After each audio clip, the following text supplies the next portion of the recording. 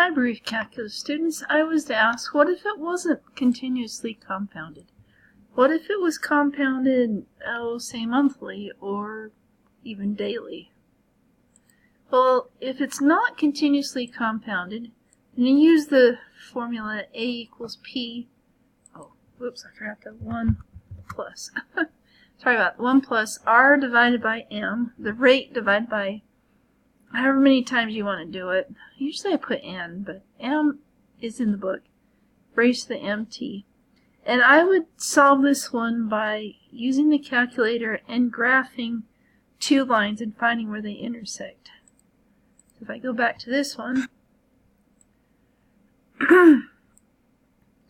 let's see, we want to be worth $700.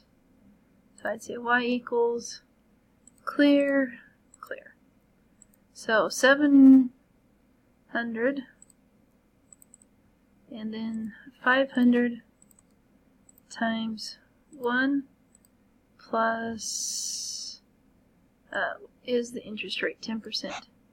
0.1 divided by 12, this is for monthly, raised to the, and I'm going to put in parentheses,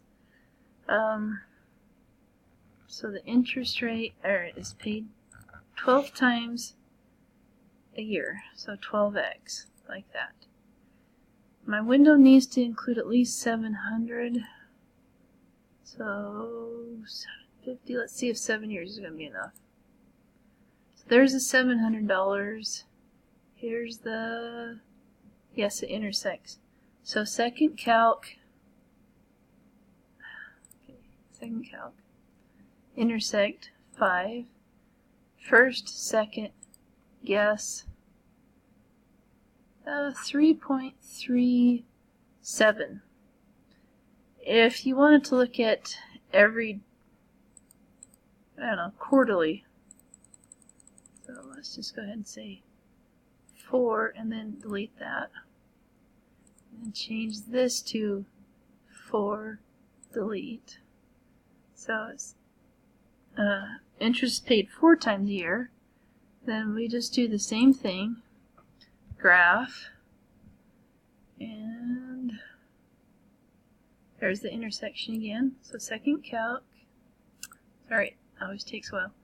5, second calc, first curve, second curve, guess, 3.4, so a little bit further down in the year. If you wanted to go higher, say once a day, I would say 3, and then I'd insert, see how it's right there, 65, move it over, 3, insert the 65. So this is going to be every day. So graph, so wait for the movement that says graph is still going. Alright, second calc, 5, first curve, second curve, guess, 3.37, so a little bit less of a year. So that's how you could solve this problem when it's not compounded continuously.